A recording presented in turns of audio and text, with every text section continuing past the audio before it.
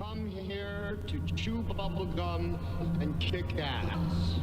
And I'm all out of bubble.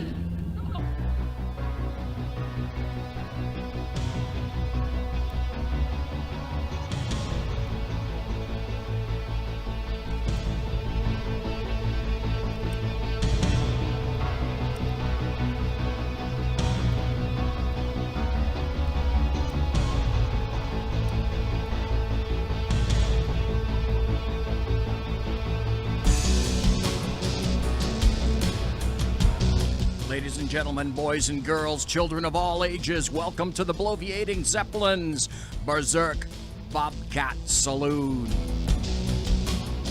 It is October the 10th, Tuesday, the year of our Lord 2017. Belly up to the bar, we've kept your seat and it's great to see you back. Tashay is going to be your bartendress tonight. She pours with the best of them, and the lava lamp is, in fact, lighted to my left, your right, which means that you can listen live. You can listen live. Here on Spreaker, you can listen live on shrmedia.com, and you can watch. Yes, if you want to watch, you can go to the SHR Media channel on YouTube and watch live the Berserk Bobcat Saloon. Plus, if you go to the SHR Media Facebook page, you can go and watch it live right now. The Saloon here, live on the SHR Media Network. You know what we don't do?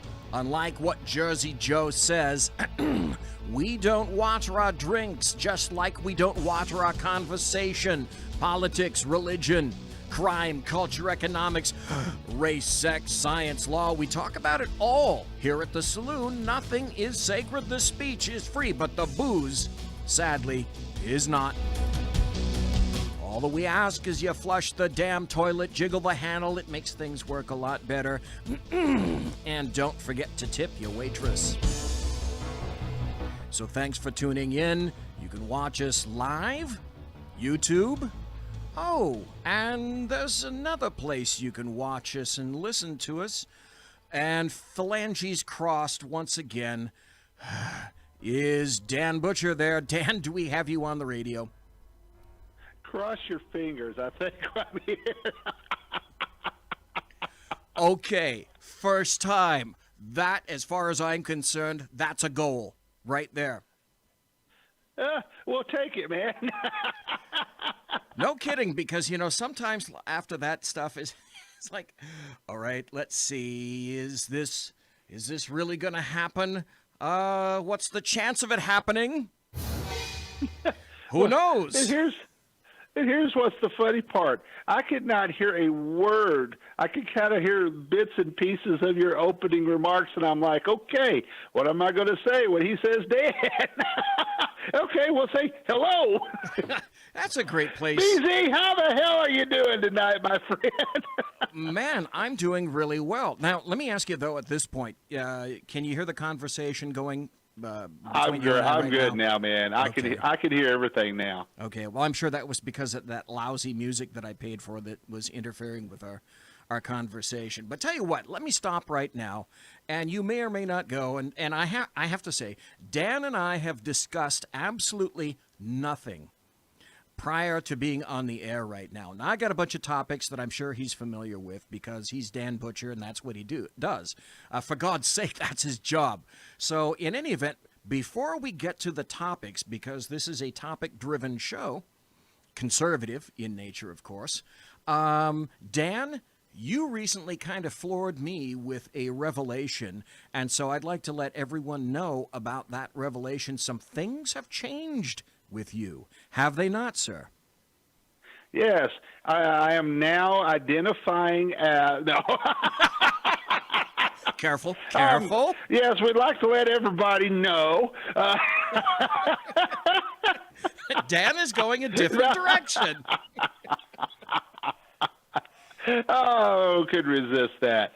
Yeah, we released. This is something that we've been kind of teasing our readers and listeners and viewers with for about probably the last 8 weeks or so. And a lot of people did know it was coming, and some didn't. This is actually actually something we tried to do towards the first of the year, but unfortunately we had some personal issues get in the way, namely my wife's health and surgery and stuff, and now Mrs. Butcher's doing much better, and we Excellent. were able to move forward with this project. And what it is we have taken the next step with our media company, and you know, when I launched my first website I say many years ago, back in 2009, which seems like an eternity now. That's true. We launched High Plains Pundit as just a simple political blog. We were just going to blog things, and we launched a podcast and different things like that. And then, of course, it grew, and it grew, and it grew. It went from being a political blog to a political news and information site. And then over the last couple of years, we have gone from being a political, a conservative political news and information website, focusing mainly on commentary with a lot of news, and of course adding the radio and the TV, the video side of things. We have developed into a full-blown media outlet. And, our political commentary had gotten to where it was, and our political reporting was just a small part of what we do. And so we decided to take the next step. And, we also had some smaller websites that we owned, and we decided to bring those all under one envelope, one umbrella. And we formed Lone Star Media, and of course the primary website is the Lone Star News, which is going to be the LoneStarNews.com, and we moved our radio network there to the Lone Star Talk Radio Network. You also have Lone Star TV. Et cetera, et cetera. I think everybody gets the idea. And the reason we made that move, it was just a natural progression into us becoming a multi-platform media outlet. And so that's where we have gone. And of course, we are based here in Texas, and when it's all said and done, we have just about 16, after we combined everything, we're going to be averaging about 16 million page views a month. We have over 60,000 subscribers to our daily newsletter now, which we're very excited about. That's something very, very big for us.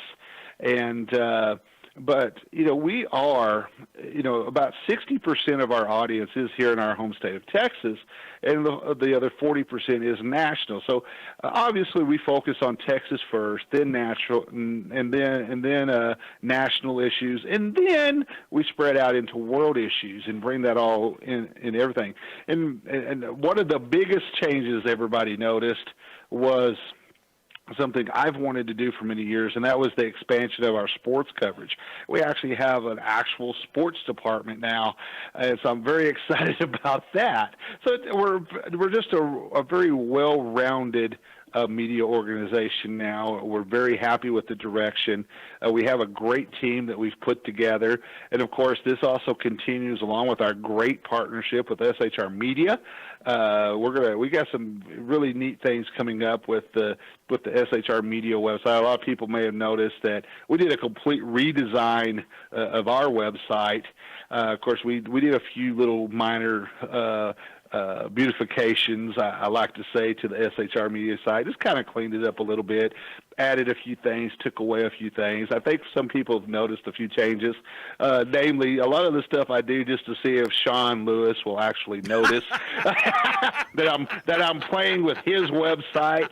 But Sean's been gracious enough just to give me full reign to take care of the website for him. That's and funny. Stuff. So it's a lot of fun sometimes to tease Sean. Hey, Sean, have you seen the website lately? And he'll respond, "What?" What website? It's a lot of fun. But anyway, we're real excited about the future. This was something that this is something I've always dreamed of doing. And it's, just over the years, a lot of hard work has gone into everything that we do. We continue to work hard. This is not just this is just not me. I have a very good team that works with us. Of course, my wife works side by side with me. on this project. Of course, we also, in addition to our actual staff, we have a great group of contributors all across the country, whether they're contributing in the form of podcast, video cast, written content, or whatever. We have a really great team, and it's going to make us a very, very strong voice. I'm very excited. We're going to, for the first time, have actual correspondence in the state capitol here in Texas, in Austin. We've always relied on contributors, people that would bring stuff back to us. We're actually going to have our own staff as correspondents, during the next legislative session there. And actually before that, we're going to, probably after the first of the year, we'll have our own staff in place in Austin, Texas as well, and that'll even give us a bigger, stronger presence here moving forward. And like I said, BZ, I can't say enough to all of the readers, all of the listeners, all of the viewers that have stood behind us from day one and continue to do so, because, man, this is why we do this. We were part of a Truth in Media symposium that I was invited to host and be the moderator of, and one of the things I pointed out with the media folks that were up there, I said, there's not any of us up here that are doing this to get rich. That's far from it. Everybody that's up here, is doing this because they have a passion, they have a calling, and they feel that they're there, that it's a duty, to do that. And so that is why we do this, to bring, we try to do a good job. We make mistakes, but we do the best job that we can. And when we do make mistakes, we own up to it. And I think that's one of the big problems today is, when a lot of media folks make mistakes, they don't own up to it, and they try to cover them up. That's not something that we do. If we make a mistake, or if we're wrong on an opinion, we're open to listen, and we will make the changes, make the corrections, and learn from it. That's what we're here. We all learn together, BZ. Folks, I want to emphasize one thing. I'm on Dan's site right now, and number one, the URL to get there is thelonestarnews.com. It's not lonestarnews.com. It's thelonestarnews.com, so make no mistake about that. And to emphasize what Dan was talking about, in the top view, at the very tippy top of thelonestarnews.com, it has, so these are some of the selections you have to choose from. The Lone Star News itself, Lone Star Talk Radio, Lone Star TV, News and Commentary with Dan Butcher, About Us, Contact, and Advertising. And then down below it breaks it into a whole bunch of different things that is going to appeal to everybody. One of them is a reader's forum. Then you go directly into news, and it's separated news and opinion, specifically information about Texas, national, world, just like you said, updated, sports, podcast, and video. And then you've got a running banner down beneath. And just for example, at the very top, now it's a lengthy blog because it's got so many news sources on it, for example. But just to show folks as what you've got, what you're offering to folks, you've got as your top story right now in featured posts, could officials be ignoring the fact that Las Vegas was a known target? Then you've got a story, which I'd like to actually ask you about an officer that was slain in Texas. You've got a story about the Napa fire, the EPA, a whole host of things. So you don't just, yes, you cover Texas, just like you said, but it appeals to a much wider range of individuals. And I think people have a thirst for that. You had talked earlier about people being citizen journalists. And if I'm not mistaken, you referred to Andrew Breitbart about that. And that appeared to be something that really rubbed off on you. And that's what, in effect, makes the American media maggots run right now. And let me give you a perfect example about that. You just got through saying that if you're wrong, you'll own up to it and you'll tell folks. Didn't we just listen to Jersey Joe? Didn't we just listen to James O'Keefe from Project Veritas, who caught a New York Times reporter trying to give phony crap about his relationship with James Comey? It was all a lie, and he was caught in a lie. That from the New York Times, that keeps coming. So there should be no shock whatsoever from the American media maggot base. They're fake news. You are not fake news, which is why you have 16,000. Wait, no, you said, what did you have? 60,000 subscribers right now? Yeah, what we have is we have a daily newsletter that goes out via email, and that goes out every morning about 4 o'clock in the morning. And we have just over 60,000 subscribers to that.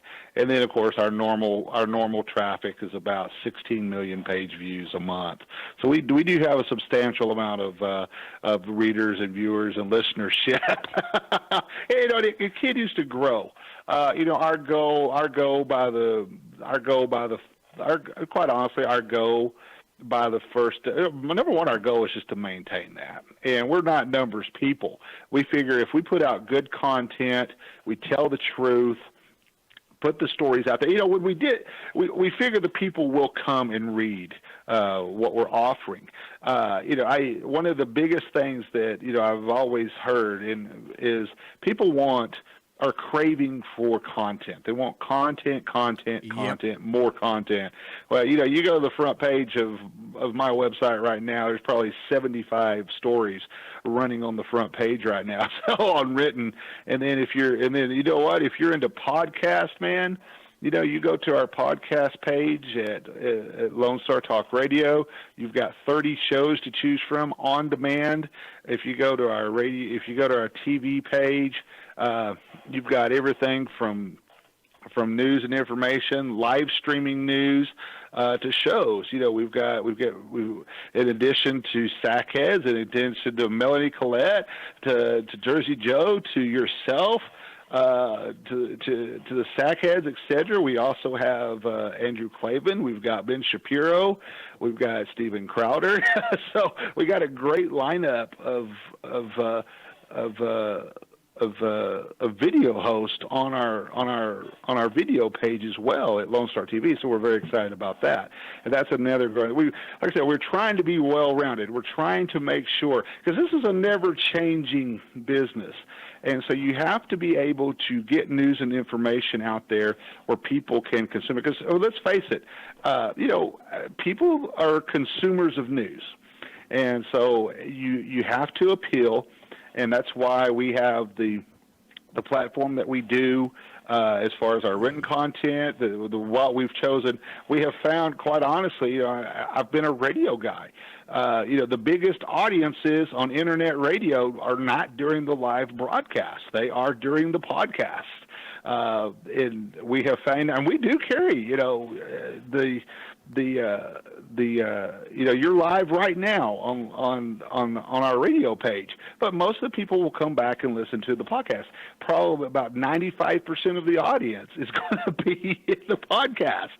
And so that's the way people like to be able to choose, listen at their convenience, read at their convenience, watch at their convenience. So that's kind of, you know, where we've come to. And also we have to, you know, if you go and use our mobile app, if you're using your iPhone or whatever. You have an app? I have made that. We have made, yeah. Here's the thing: you don't have to download it. It is automatically ready and available. If you just pull up your iPhone, you know, and right now you can still Google High Plains Punted, because High Plains Punted is pointed to the website. And so people are kind of, but if you bring it up on your iPhone, I have a very simple format for the mobile devices that is just purely content.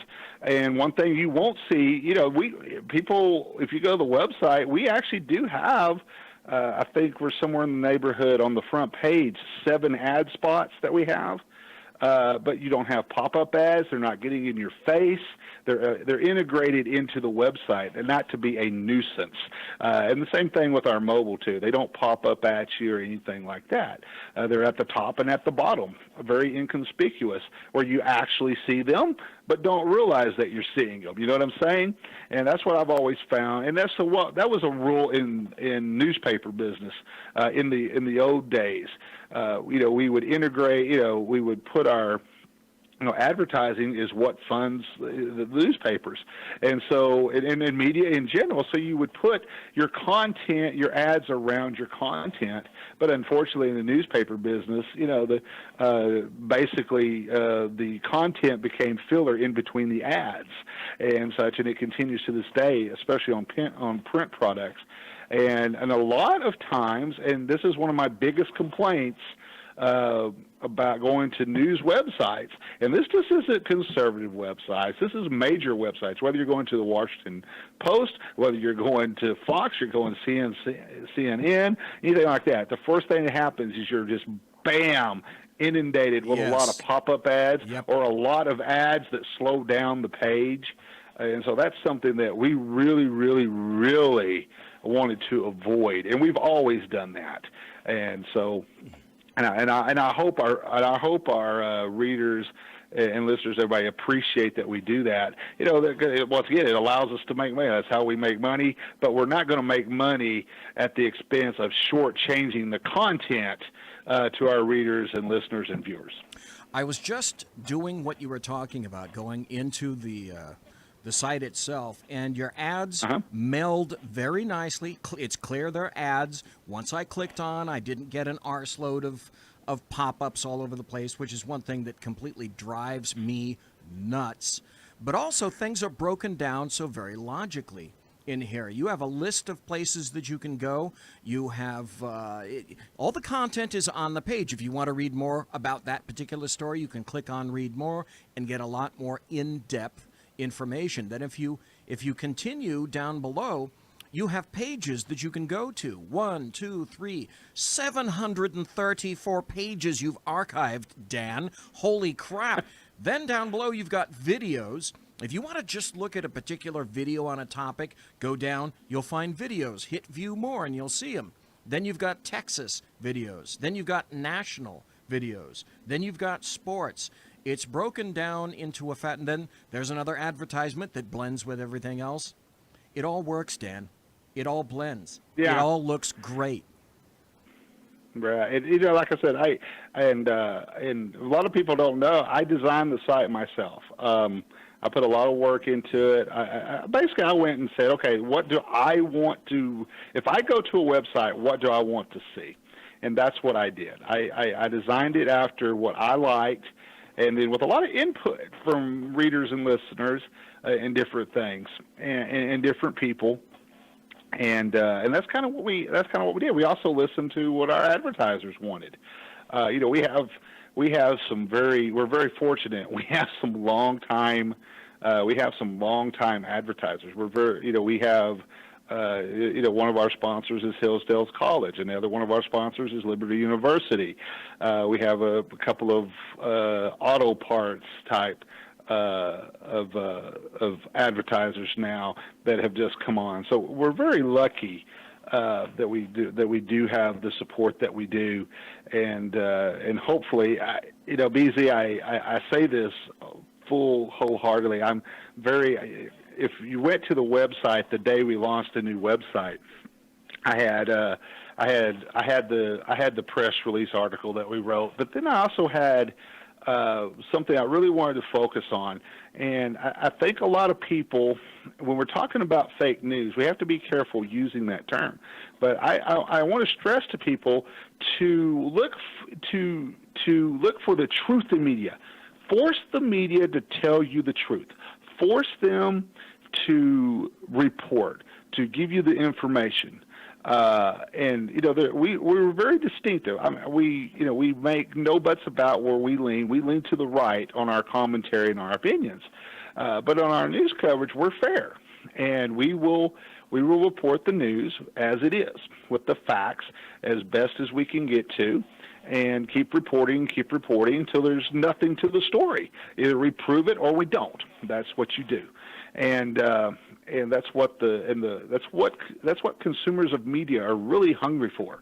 They're tired of the agenda-driven media, agenda-driven politics. They're sick and tired of that, and they want to get back to the core of what it's all about, and that is for media to report to bring you news and information, to tell the truth, to bring you the facts, and then when you're done with that, then throw in your opinion and your commentary, et cetera, et cetera. And that's why you'll see how everything's broken down the way we've done it. And like I said, I'm not reinventing the wheel here at all. I'll be honest. I took this concept that we're using on our website right now. This is old school print journalism 101, of how newspapers used to be laid out by the sections, et cetera. Now, it's a little bit different when you're doing it with a website, but it's the same principle. Break it down by the sections and make everything as easy as you possibly can for the consumers of the news to use, and hopefully that's what we've accomplished. And we still go tweak with it a little bit. We got a few little things that we want to do to kind of tweak a couple of more things, but I think we've got everything right from the start.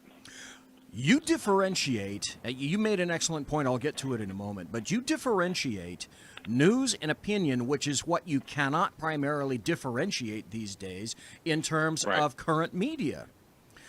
They produce and present news as they throw in opinion and expect you to digest it as news, and that's wrong. That's how they get pigeonholed into that term, fake news. You've gone back to the basics. I taught for years in law enforcement, and when I was in Rangemaster, I said, you know what we're going to do? We're going to start a program where we go back to the basics.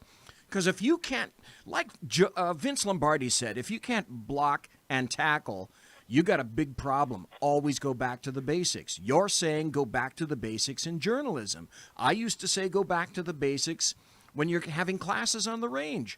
Grip, sight picture, manipulation of the firearm. You teach the basics. You cover the basics first. Everything else tends to fall into place because so many people now, as you well know, especially in journalism, they not only can't do the basics, in many cases, I don't think they want to do the basics anymore. Well, and I tell this story that when I talk to young journalists, a lot of times today, depending on what school they're going to, where they've been educated, they see themselves as not being reporters of the truth, not being reporters of information, not being investigative reporters. They do not see themselves as Ben Bradley. They do not see themselves as the Watergate reporters, as Carl Bernstein and Bob Woodward. They don't see themselves as that. That's who I long to be. I wanted to be Bob Woodward. I wanted to be Carl Bernstein.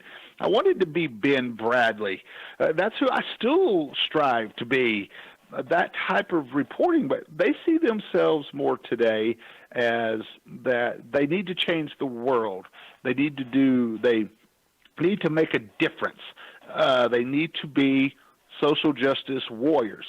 That's truly what they see themselves. And unfortunately, a lot of times that's what they're actually taught in journalism, is that they need to have a social conscience, that they need to promote social justice, make everything fair.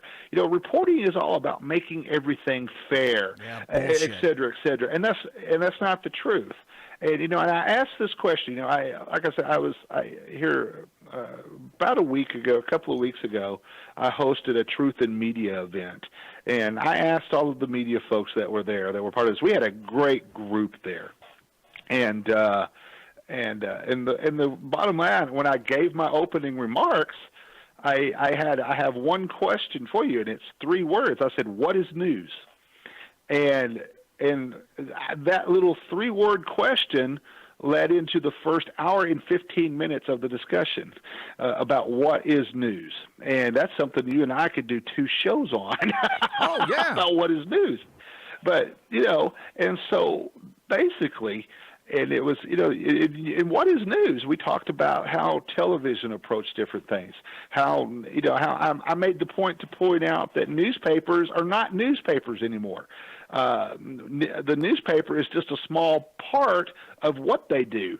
Newspapers have evolved into multimedia companies too. They do so much more other than their print products. But they're still but they still rely heavily on their print products to generate revenue from the advertising. And unfortunately, print products have become nothing but advertising supplements with a little bit of content here and there that really doesn't mean anything. Hey, Dan, can we hold that thought? That's what I was talking. You bet. Can we hold that thought? We got to take a break. We're going to come back. We've been talking to Dan Butcher, a massive media magnate, and you formerly knew him as the High Plains Pundit, and now you can find him at thelonestarnews.com. Folks, we're going to take a break, and we're going to come back with Dan Butcher. And guess what? We are going to get into some news. But first, when we come back, I want to ask Dan about one word when we return: agenda. Conservative media done right. You're listening to the SHR Media Network. Hey, it's Sean from the Sackheads Radio Show, also one of the owners here at the SHR Media Network. Are you opinionated? Have you ever wanted to do your own show? Have you ever heard somebody like the Sackheads and go, yeah, I could probably do that better? Well, now's your chance. Send me a 5-minute clip at sackheadsradio@gmail.com, and maybe you can be part of the SHR broadcasting team. sackheadsradio@gmail.com. Times are dark. The people are misled by corrupt politicians, lied to by establishment media, and deceived by the false messages of Islam.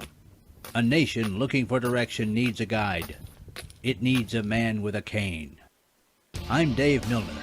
Join me on Spreaker, SHR Media, Pundit Press Radio, and YouTube through the SHR Media page for a different kind of commentary on the unpleasant blind guy. Because the truth is not always pleasant. In a world controlled by corrupt politicians, You got a business. You didn't build that. a team of ordinary men emerge from the ashes to give voice to the voiceless and hope to the hopeless. Sackhead Sean. Dude, I'm not saying calf for the stupid bro. Sackhead Clint. All good friends of ours usually show up drunk. Also starring Sacco as the producer. I'm a little bit drunk, 'cause I'm drinking. They are the Sackheads Radio Show. Every Wednesday at 8 p.m. Pacific on shrmedia.com. The bloviating Zeppelin. He's big-footed enough radio shows to last a lifetime, courtesy of Sean, Clint, Ken, and Jersey Joe. Now it's time for him to waddle on his own 2 feet via the glorious SHR Media. Gird thy loins for the bloviating Zeppelin's Berserk Bobcat Saloon. Coming soon to ossicles near you. Excelsior. Conservative media done right. You're listening to the SHR Media Network. And we're back. Ladies and gentlemen, boys and girls, children of all ages, welcome back to the bloviating Zeppelin's Berserk Bobcat Saloon. We have been speaking to Dan Butcher about his media empire, and it really is an empire. He's already got, I think at last count, let's see if my memory serves me, Dan, you already have a staff of 12 writers that work for you every day, if I'm not mistaken.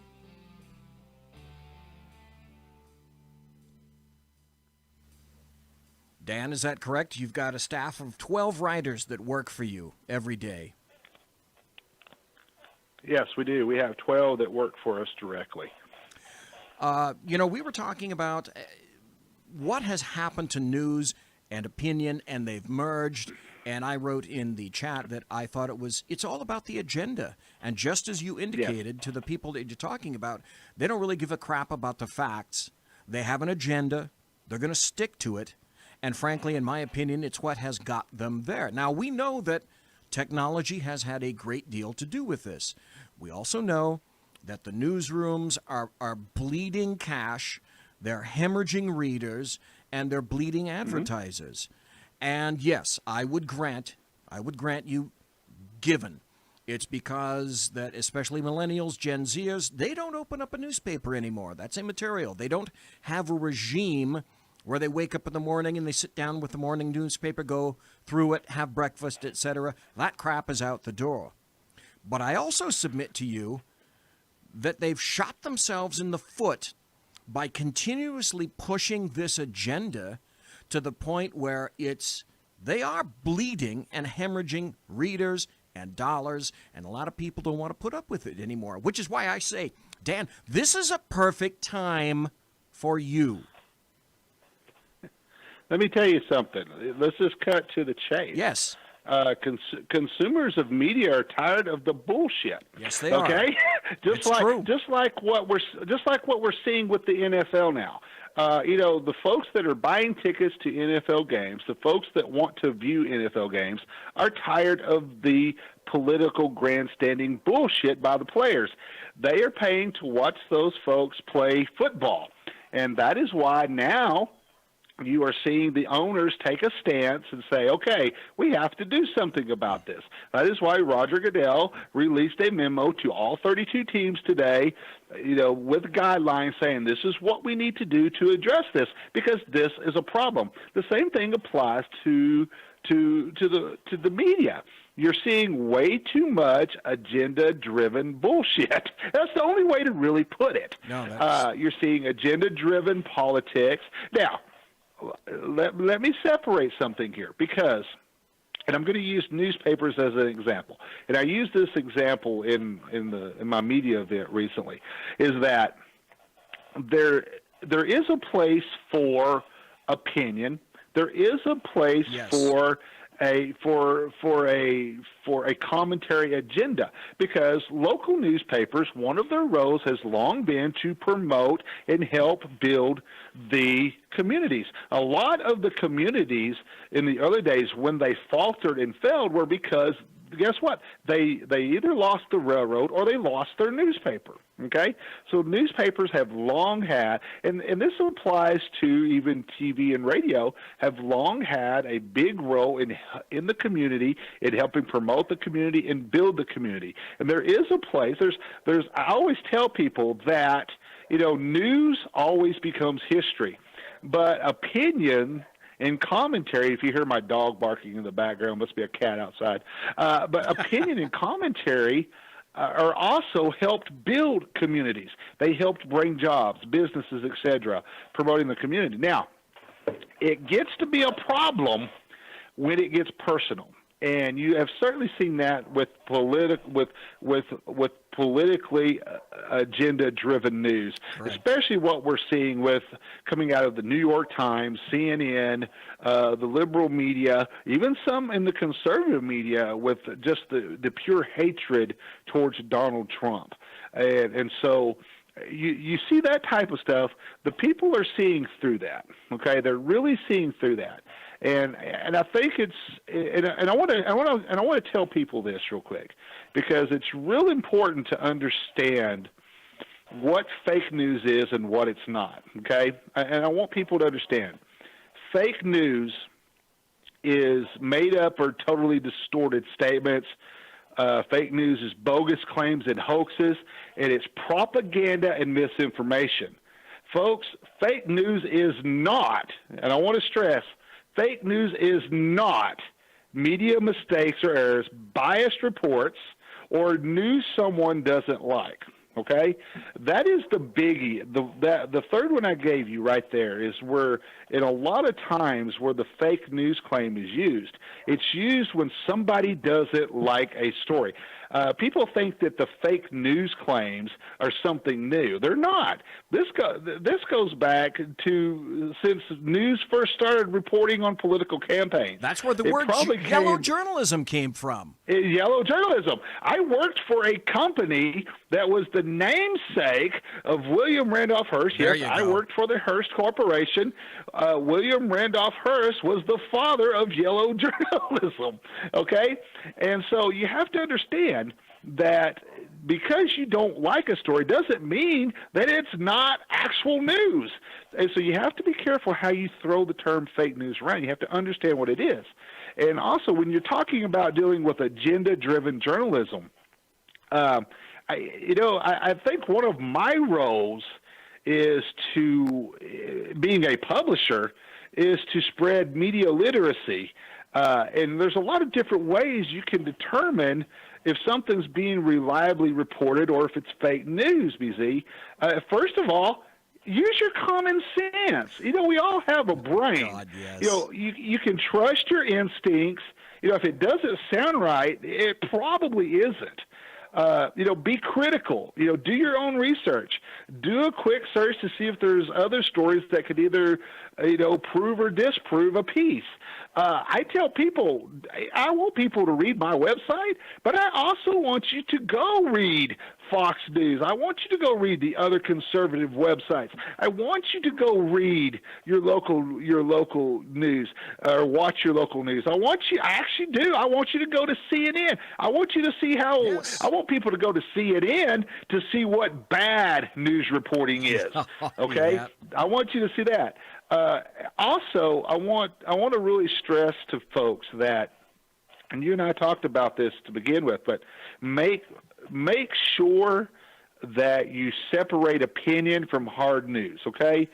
You want to take hyper-partisan and heavily biased articles and programming with a grain of salt, because that's typically opinion and editorials presented in a news form. But also, remember, you got to have a little fun, too. And there is a role for satire and humor out there as well. One of my favorite sites is The Onion. I love The Onion. I think it's a great escape. But remember, it's not real news. So, folks, a lot of times when you're dealing with news, you have to use a little common sense, do a little research. And I tell people to be, if you're going to be informed, be a mass consumer, okay? Don't just trust one website. That is the worst thing you can possibly do. As much as I love my own website, I read dozens of websites every day because there's something I may have missed in a story. There's a story that somebody else might be writing that we have not reported on, and I want to look for a different angle to that story. So that's what I do, being a publisher, reporter, and editor. Is I go to other sites and I'm looking for something. Okay, they've reported on this, but is there a different side to this story? Is there a different angle to this? Did they miss something in that article that our readers will be interested in? Because I can tell you, I've gone to some sites, seen some half-ass reported articles, and then came back to our site and went, hey, we've got the full story. I've also been on my own site on reporting that we've done, gone to other sites and said, oh, crap, we missed something. We need to go back and look at this. That's the one thing that I have to tell you, and I'm not saying this to blow up your skirts or anything, but in your redesign, you said you went back to the basics, to the fundamentals, yes. And everyone must do that, whatever they do. If you can't do the basics, you can't do anything else.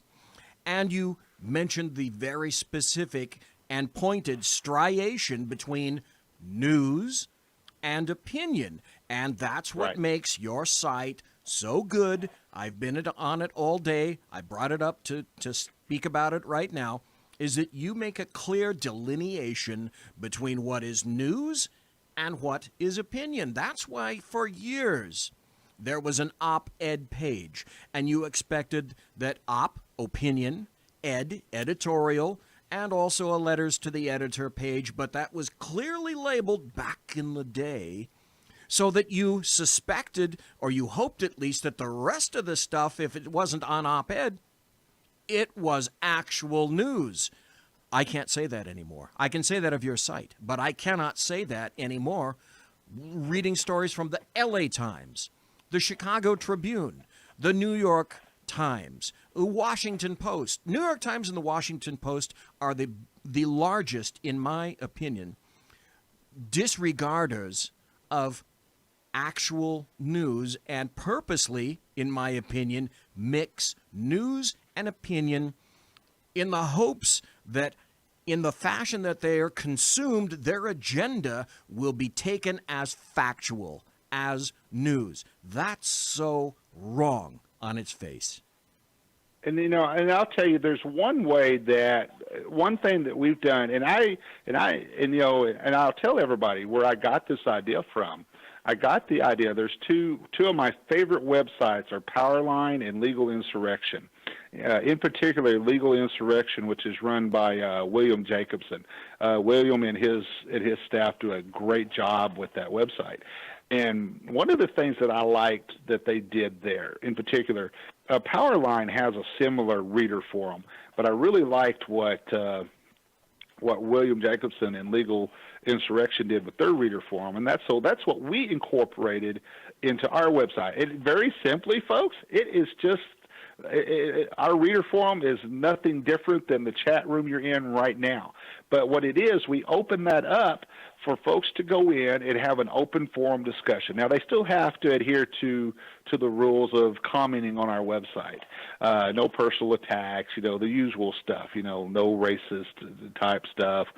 We don't censor language, but we will come after you and take you off if you are with personal attacks and different things like that. If you're promoting an agenda, we want you to present what you're talking about in the forum, open it up for discussion. We do have, obviously people comment on the articles and stuff like that.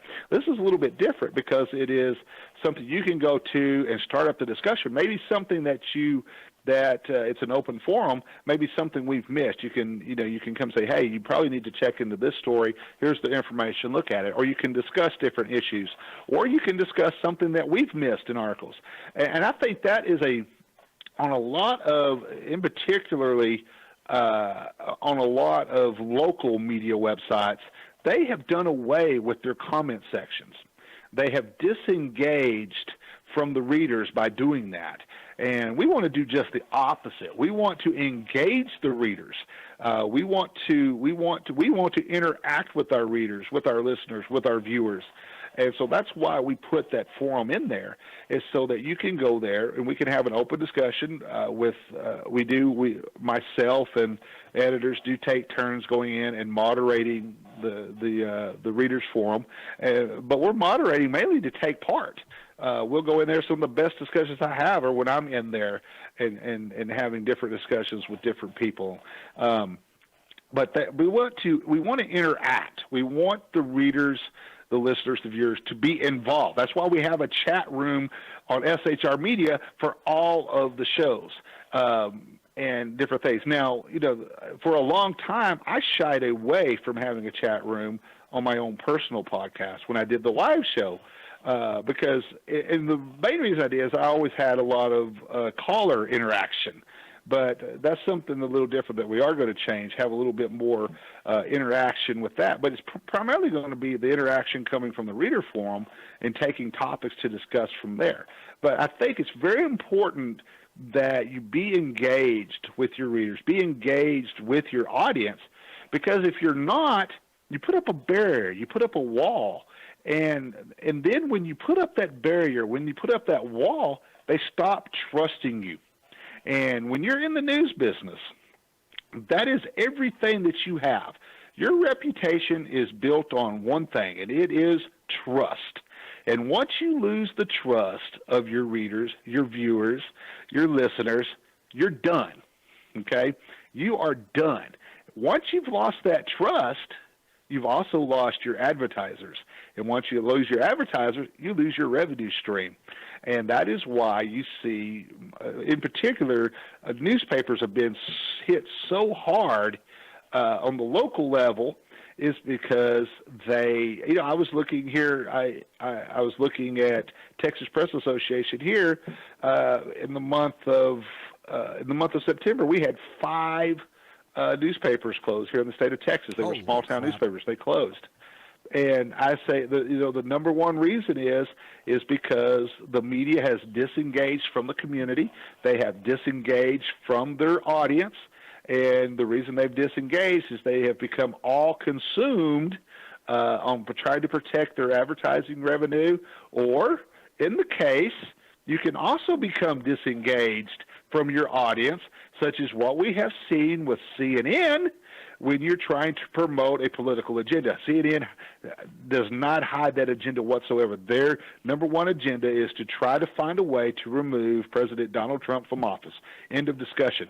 The Fox News has lost a lot of their audience and a lot of that because a lot of people are not trusting them because of a lot of the behind-the-scenes issues they've had.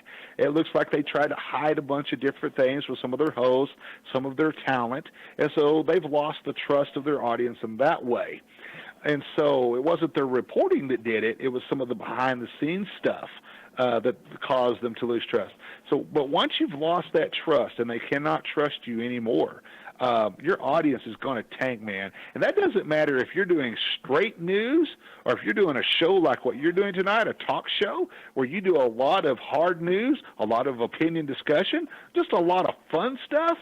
But BZ, bottom line is, if we lose the trust of everybody that's in that chat room tonight, if we lose the trust of Joe, Mary, Dave, that are in the chat tonight, you know what? Once you lose that trust, they're gone, man, and they won't come back. They won't trust you again. Well, they'll also, the additional problem with that, which depending on your viewpoint is good or bad, is you have a massive amount of locations to go for your news. The competition is huge. It's never been like this before. I can remember when I was a kid, there were 3 places to choose from on the television. There was CBS, ABC, NBC, period, end of statement. That's where you got your news. There was a morning newspaper, the Sacramento Union, which was started by Mark Twain, started the Sacramento Union. That was the morning newspaper. Right. Then there was the Sacramento Bee. That was the evening newspaper. I actually worked for McClatchy. I worked for KFBK, and I worked for the Bee as a stringer for a while. That's where you got your news. You are not limited by that in any fashion whatsoever anymore. The places you can go and the content you can find is huge. It's massive. But exactly like you say, you have to be a wise consumer of news. And you have to have common sense. And that's not anything new. That's been occurring for decades. Decades. BZ, here's the thing. Because, people don't understand, but the audience, the consumer base for news is actually growing. Think about this. It is growing. But there's a lot of people that are missing, and there is plenty around. I'm one of these folks that believes the more the merrier when it comes to news and information. I want, because the reason is that makes, particularly when it comes to government, it should make things more transparent. You should be able to get to the bottom of the stories more. And there's such a massive growth. And I use this, whether it's here in the state of Texas, whether it's nationally or worldwide, the internet that's the wonderful thing about the internet. It's been a devil to news media, but it's also been an absolute blessing because the audience continues to grow and grow and grow. We see that as consumers of written content. We see that with consumers of video content. The podcasting industry is absolutely blowing up right now, BZ, with shows such as yours, with Sackheads, with SHR Media, all the other great programs that we broadcast on SHR, on Lone Star Talk Radio. It's absolutely phenomenal what we're seeing. But here's the thing.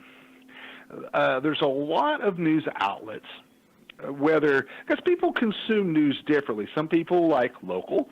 They like to go to opinion websites. Most conservative websites are opinion-driven websites, okay? That is what they are.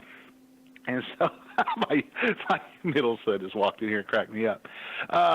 But the thing is, where you're seeing people that are not being able to gain an audience, not being able to get new readers, new listeners, new viewers, it is because they have an agenda, or the people have caught on to them. They're pretending to be something they're not.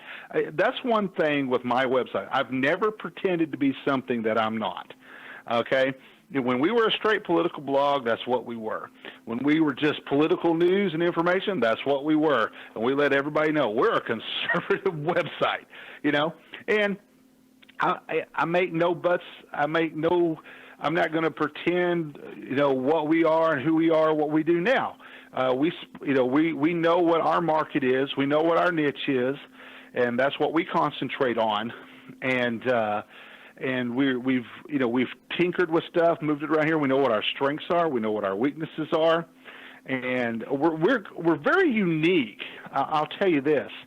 Once again, the folks that lose audience are the folks that, they're lying to their readers, they're lying to their viewers, and they're trying to pull a bunch of bullshit over them, and the people are seeing through it, and they're fed up with it.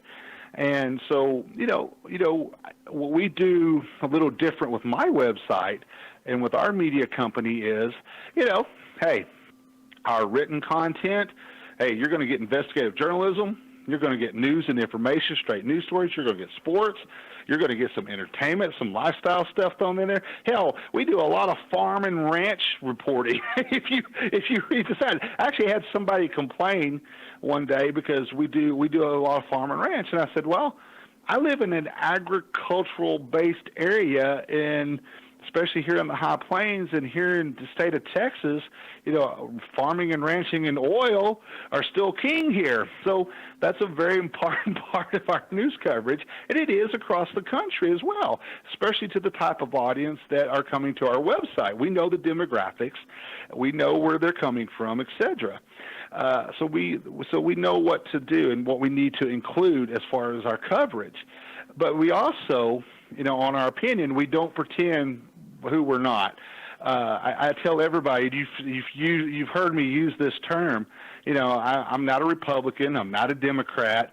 I'm really not a true conservative. I'm not a true libertarian. So I use the term. I started using the term conservatarian, and I think you're more along the lines of that political stripe as well.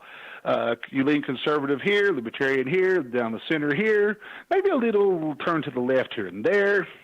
But we don't hide the fact that my personal opinions, when I write articles, that's where I'm at. I do have some ultra-conservative writers that write for us. But overall, we lean to the right. Our radio network leans way to the right. We make no buts about it. What the hell? That's that where happens. we are. That is where we are. And our TV, hey, we lean way to the right too. No buts. We make no apologies for it. On the other hand, though, the big difference is you can tell what you're getting in terms of yes, sir. In terms of content on your page, yes. And that is something that is simply sorely lacking. Folks, we're talking to Dan Butcher of the LoneStarNews.com, used to be High Plains Pundit, and we've been talking and basically excoriating and lambasting media. And I'll tell you what, Well, with great gusto, too, I might add, because I've had a great time.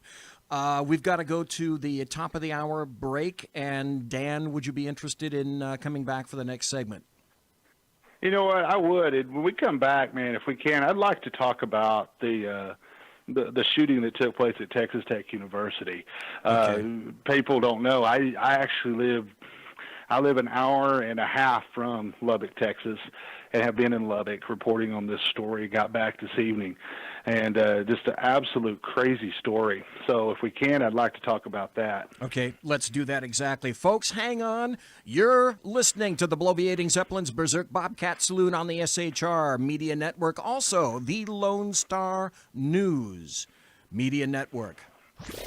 Conservative media done right. You're listening to the SHR Media Network. Hey, it's Sean from the Sackheads Radio Show, also one of the owners here at the SHR Media Network. Are you opinionated? Have you ever wanted to do your own show? Have you ever heard somebody like the Sackheads and go, yeah, I could probably do that better? Well, now's your chance.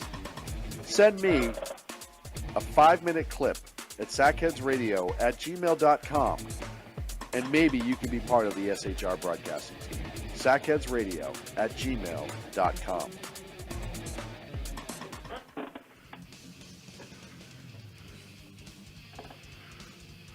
Beware, the Jersey Takeover is here. Every Monday through Friday, 9 p.m. to 11 p.m. Eastern Standard Time, you can catch River Common Sense Show hosted by Jersey Joe, right here on shrmedia.com. Only Jersey can deliver hell like no one else. So consider this your fair warning.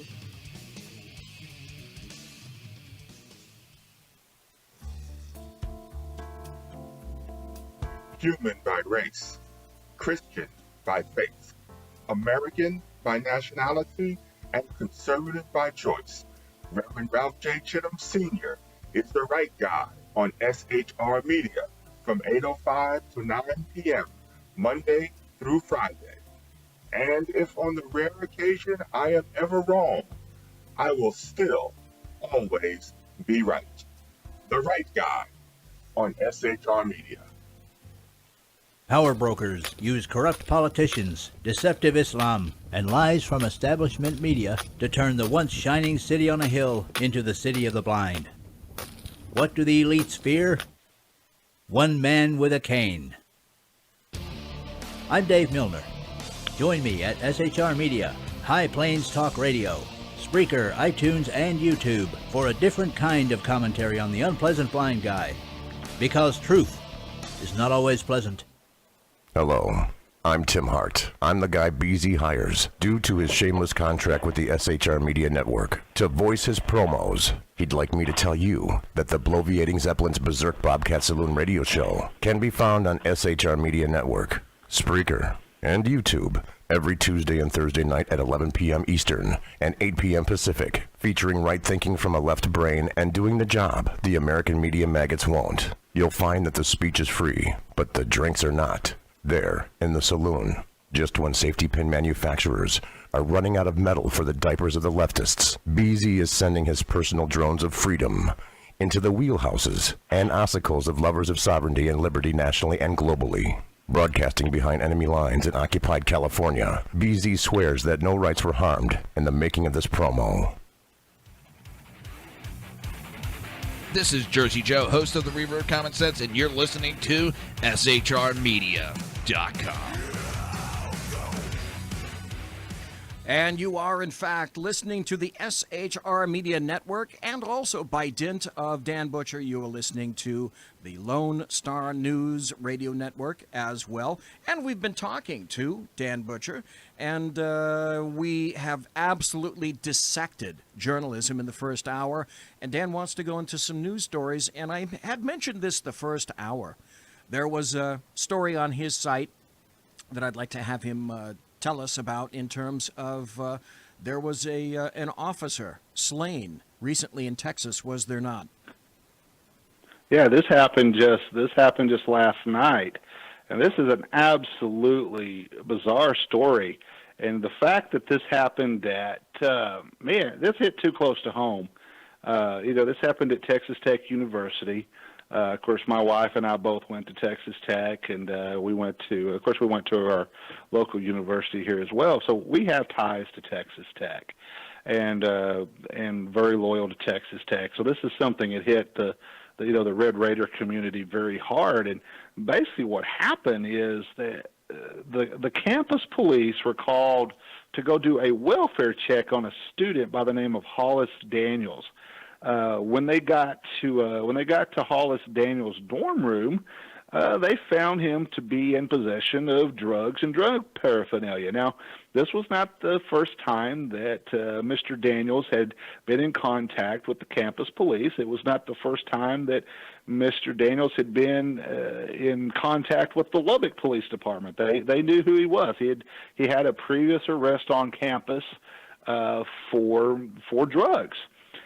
So basically, they arrest Hollis Daniels in his dorm room, and they transport him back to. This is where things kind of get real murky as to what happened and what procedures were followed, what procedures weren't followed, and what actually happened. They transport Hollis Daniels back to the campus police station.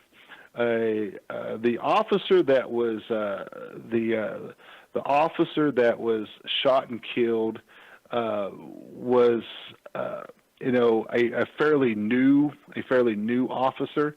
He'd actually been a security guard at the Texas Tech Medical Center.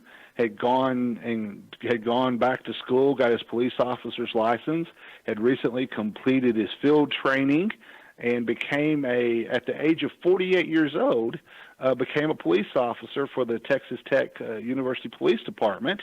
Of course, his name was Floyd East Jr. He was 48 years old. And so he had not been in the field very long at the time of this incident, just since August. Officer East and another campus police officer were in the police station with the suspect. And what ended up happening is the other police officer left Hollis Daniels and Officer East alone. This is basically an interview room where they're talking to the suspect, doing their initial booking, initial report, and stuff like that. The other officer went down the hall into another part of the campus police station and was doing some other paperwork there. At that time, the other officer heard a gunshot, went running back in, and found Officer East on the floor with a fatal gunshot wound. Officer East's body cam was not there, but his service revolver was still in his holster. And of course, the suspect, yes, his service revolver. There was not a struggle. Officer East's service revolver was still in his holster. The officer's service weapon was not the murder weapon. Okay, we have to stress that. It was still holstered. He was basically shot in the back. He never saw it coming. Somewhere at some point in the station, the suspect, and now of course been charged with capital murder of a police officer, the student was not handcuffed. Somehow he was able, Hollis Daniels, not only was he not handcuffed during the time of this, even though he had a prior arrest, he somehow managed to sneak a weapon into the police station, and it was a .45 caliber. He shot one round. It was one fatal round that killed the officer. When Hollis Daniels ran from the campus police station, of course he took his .45 with him along with the body camera. Hollis Daniel was apprehended about 90 minutes after the shooting on the campus. He never left the campus. He was actually apprehended between the Jones AT&T football stadium and the Coliseum that's on the campus. That's where he was arrested. So now the questions are being asked. Number one, why was because obviously this is a tragic loss of life. I want to stress, Officer East left behind a wife. His wife was out of the country at the time. They had to notify his wife, who was out of the country. He left behind his wife and 2 grown daughters. But the questions are being asked. Number one, why was Hollis Daniels not handcuffed, and how in the world did Hollis Daniels sneak the gun, have the gun in the patrol car on the way to the police station? How did he get it into the police station, and how was he able to pull the weapon out and shoot the officer in the station? Later on, when they did capture him, they did find the murder weapon. He had the murder weapon on him. He also had the officer's body cam on him, and quite honestly, when they made the arrest, Hollis Daniels admitted. That was the second big story that we had today that we actually broke. We were the first news outlet to have the arrest warrant, and we broke that story. But he admitted to the arresting officers that he had shot Officer East. He said, hey, I'm the one that shot your friend. And then he said, you know what, I've done something really, really strange here. To use his phrase, he said, I'm really fucked up, is what he told the arresting officers. And so now, once again, this story, as we continue to report on it, we have more questions than answers. And during the press conference today, we had this big build-up to a press conference today with Texas Tech officials. We had the president of Texas Tech there. We had the police chief for Texas Tech there. They came out. We thought, okay, we're going to have a press conference. They're going to take questions. The biggest question going around the room was concerning police procedure. How did this happen? How was this allowed to happen? How was this suspect allowed to that was, number one, known to police, had a prior arrest for drugs on campus, had been arrested by in another jurisdiction for traffic violations and stuff, so he had a record. So number one, was he, the biggest question was concerning procedures. Number one, was he properly transported to the station? Number two, why was he, once again, how in the world did he get his own weapon into the patrol car, from the dorm to the patrol car, and then, of course, into the police station itself where the murder took place? Because the weapon was found on him along with the body cam. Second aspect of this story that broke today, of course, the Democrat Party was very quick to condemn campus, because, here in the state of Texas, we have campus carry. You can concealed carry here on campuses. Of course, the campuses can also restrict in different areas where campus carry is. In most of the dorm rooms and stuff like that, there's different restrictions and different things and policies in place at Texas Tech.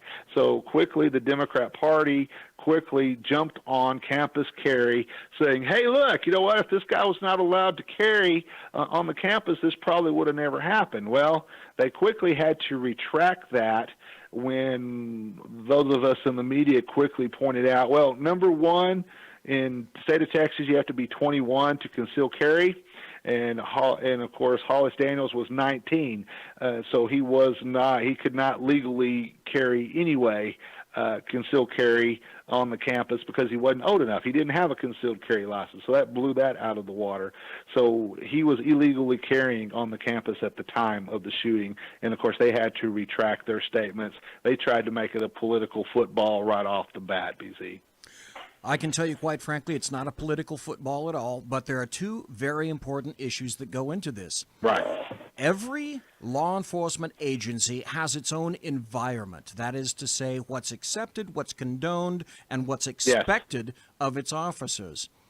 That's one aspect. I'll get into that in a moment. The second most primary aspect is, at first blush, just with the information that I have, no more, no less, this officer made a massive, what we call officer safety mistake. When you go into a dorm room and you find drugs and drug paraphernalia, one of the things that you ought to be thinking as an officer is this a common user, Or is this someone who might be peddling or distributing drugs from his room? It's an if-then equation. If he's possibly distributing drugs from his room, then it would be logical that he might have some kind of a weapon. Right. That's the mindset that you must take into the situation like that. I'm submitting that, unfortunately, this may have been the officer's mistake because, A, if you take a suspect into custody, and I can't tell you whether he was definitely under arrest, but if he was under arrest, definitely A, handcuffed, B, searched. Right there, right in the dorm room. You don't move a foot without doing that. The secondary of that is when you move him out of that room, you're moving a suspect that you believe is connected to something like this.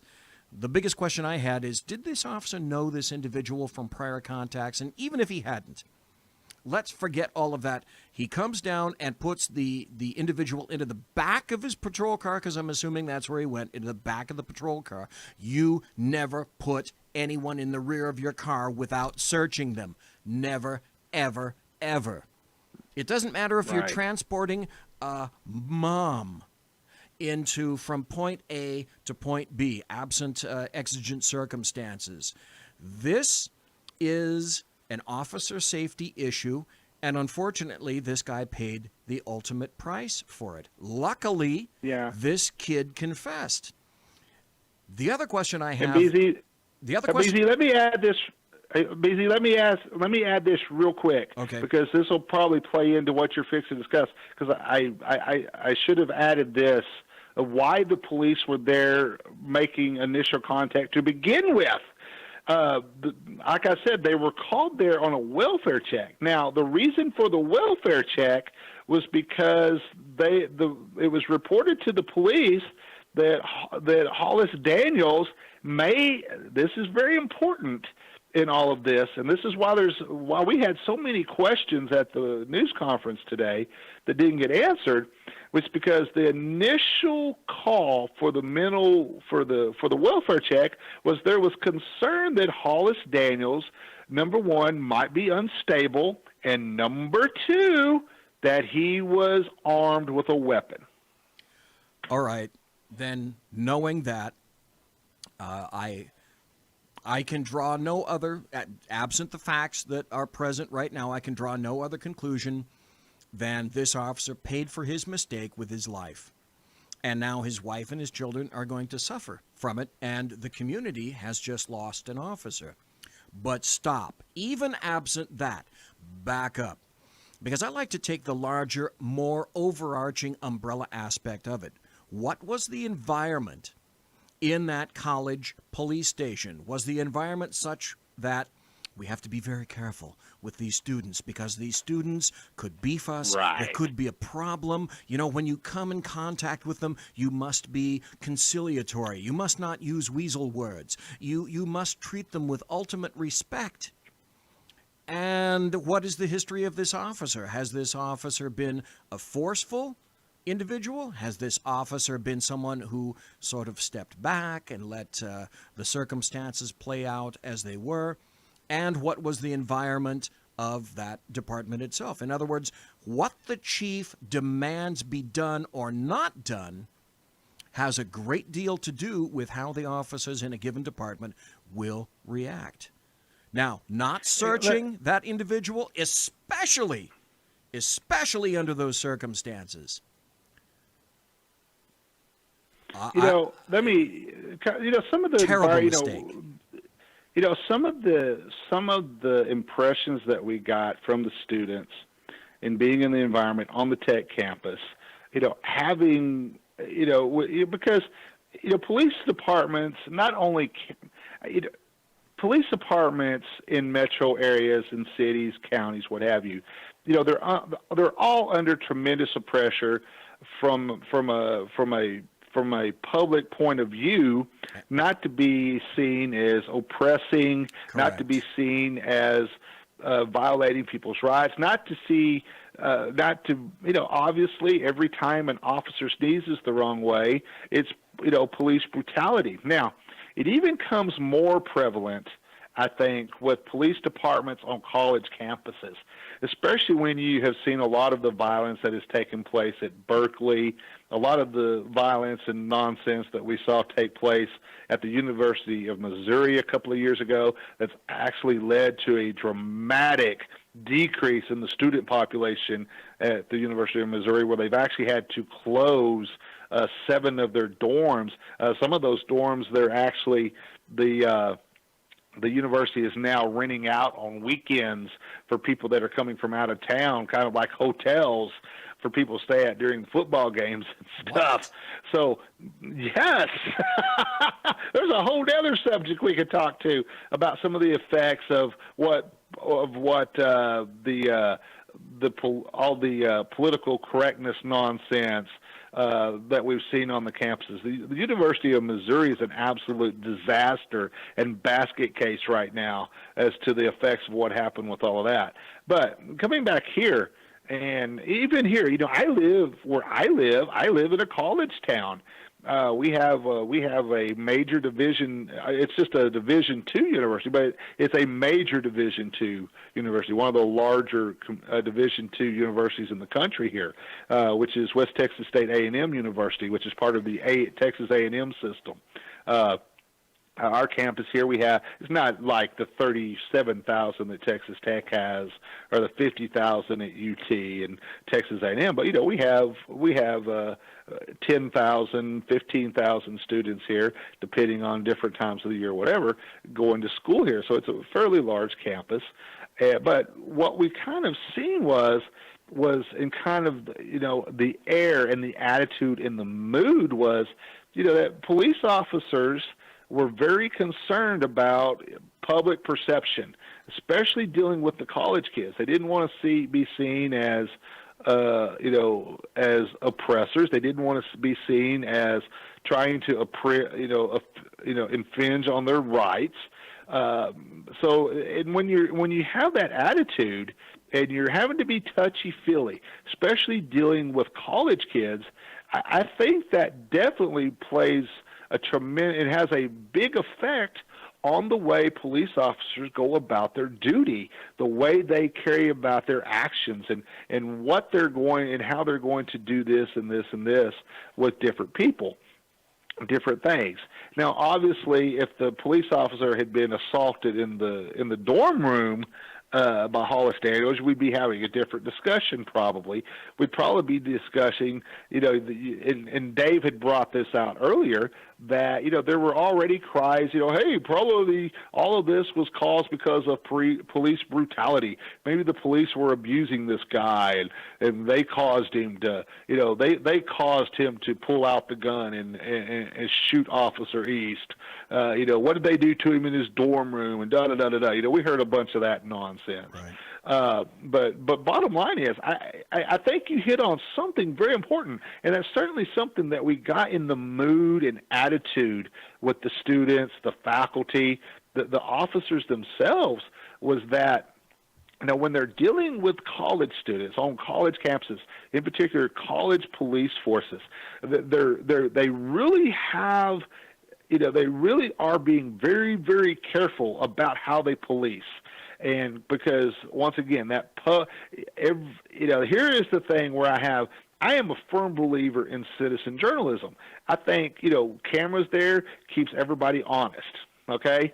But in the same token, even, these particular officers are also wearing body cams. So everything they do, everything they say is recorded, either in audio, video, what have you. And, sometimes it can be taken out of context. So I think a lot of times they're very careful about every word they say, every action they take, every syllable, every dot, every last thing, because they know it's all being recorded and it's all being, for the public to view, it should be. But at the same token, I think it takes some of the edge off of police work. It takes, because sometimes, the way you need to react to different situations may need a little harder edge to it, a little more forceful response in the way you do things. And I think a lot of times when you get into touchy-feeling, I like to call it touchy-feeling policing. I think that leads to, quite honestly, what we saw happen at Texas Tech, the ultimate extreme outcome, and that was the death of a police officer. Policing does not change when you turn on your turn signal and make a right into a college campus. Bingo. All of a sudden, things are different, and then you cross this magical line, and somehow they're... the phrase these days is over-policing, and the police are accused of over-policing. Now, in that particular that fact pattern that you regaled to me, one of the first things I thought was, okay, every interview room in which I've worked ever has a camera in the interview room, and from the information that you gave me, what that tells me is they didn't have one. Or they would have seen this, and they would have archived it on video, or they had one, and for whatever reason did not turn on the video. Shame on them. Damn them for doing that. Now, the other question is, do we not have audio and video in an interview room because we have to take care of their dainty snowflake little Mayans these days? That's a question. This department had better step back and have the chief, whoever he or she is, I have no idea who they are.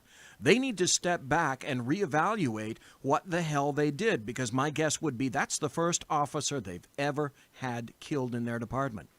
And if they don't take a step back and do some serious self-examination as to what they can do better, because that's a matter of safety. That's a matter of, here's another way to look at it that I bet no one has thought of. You could have kept this kid from being a murderer if you'd done your job in the first place. So again, that brings up, in what kind of an environment did this officer go to the academy? What was he taught in the academy? And once he got back into this department, things can change. How was he taught once he got to that particular police department? What's their philosophy? What was he told? Was he told, we over-police, we need to back off? If he was told that, then that department had better do some serious recriminations. They have some serious answers to give. Yeah. They could have stopped that. He could have stopped that right in the room. Right in the room. Right. You could have made an address. Excuse me. You could have made an arrest. You could have found your the weapon on that person, because my guess was he didn't just pick it up. He had it on his person when he first went in there. And the officer made a serious mistake. That happens all the time. Now, officers don't always get killed behind it, but unfortunately in this instance do. But my guess would be, Dan, the environment and philosophy of that department may have played perhaps a significant point in terms of how this officer addressed that person. Particularly, oh my God, since you told me, he went, or should have known, or somehow it was made aware to him that he was approaching an individual who was armed. Oh my God. You know, BZ, I will tell you now, we have already filed a freedom of, we've already filed a freedom of information request for the video and the audio. Now, of course, in a case like this, because we're assuming, this is what you were talking about. We're assuming that the cameras and the audio were live at the time of the shooting. We're assuming that the body cams and everything were fully functioning at the time of the arrest in the dorm room, that everything was working properly on, recording everything on the way from the dorm room to the police station, etc. And so, and of course, you do this in media. You go ahead and file the Freedom of Information request for the audio, for the video, for the transcripts. Obviously, that's how we got the Freedom of Information request. Is obviously how we got the arrest warrant so quickly. They were very forthcoming in that, releasing that. But once again, that's gonna answer a lot of questions when we can actually see the video and the audio of what happened. Obviously, I have no interest in seeing the video of the officer being shot. We know the end result. We know what happened there. But I think there's a lot of things that need to be addressed as far as the actual arrest, the transportation of the suspect, and definitely all of the moments, every single last second, as to what happened up to the shooting of the police officer, because there's once again, there has to be, if proper procedure was not followed here, if this was a case of over policing, like you call it, I call it touchy-feely policing, this has to be a lesson learned, because this is the ultimate end result of what happens when police officers cannot or do not do their job properly. Somebody gets killed. Can I make some suggestions to you? Go ahead. We're going to have to cut to a break. I got about 30 seconds left. I'd like to make these suggestions to you as a journalist. Number one, you're going to have to find out what their policies are. You're going to have to demand a copy of the policies. We've already done that. Okay, and number two, you're going to have to find out where the cameras are in the police station. Number three, you're going to have to find out what kind of training he had. And number four, you're going to have to view it from an aspect of risk management. How was he trained? Yes. Are they going to reevaluate and reexamine this to make sure? Because this is the ultimate goal. If you didn't learn something from this officer's death, this is a training point that you must learn from, or that officer has died in vain. And that is the worst possible situation you could have as an agency. Folks, we're going to be right back. Conservative media done right. You're listening to the SHR Media Network. Hey, it's Sean from the Sackheads Radio Show, also one of the owners here at the SHR Media Network. Are you opinionated? Have you ever wanted to do your own show? Have you ever heard somebody like the Sackheads and go, yeah, I could probably do that better? Well, now's your chance.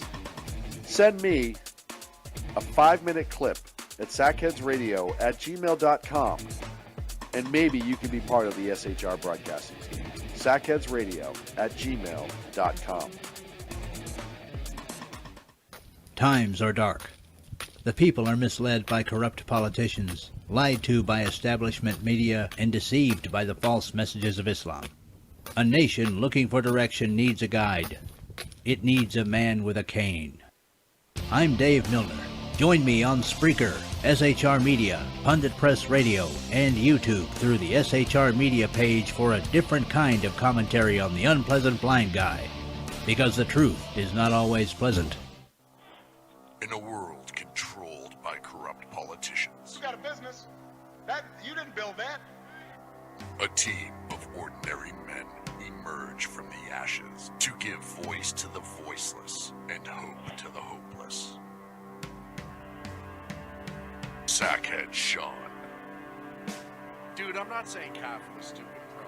Sackhead Clint. All good friends of ours usually show up drunk. Also starring Sako as the producer. I'm a little bit drunk, cause I'm drinking. They are the Sackheads Radio Show. Every Wednesday at 8 p.m. Pacific on shrmedia.com.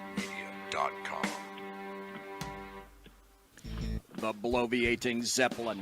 He's big-footed enough radio shows to last a lifetime, courtesy of Sean, Clint, Ken, and Jersey Joe. Now it's time for him to waddle on his own 2 feet via the glorious SHR Media. Gird thy loins for the bloviating Zeppelin's Berserk Bobcat Saloon. Coming soon to Ossicles near you. Excelsior. Conservative media done right. You're listening to the SHR Media Network.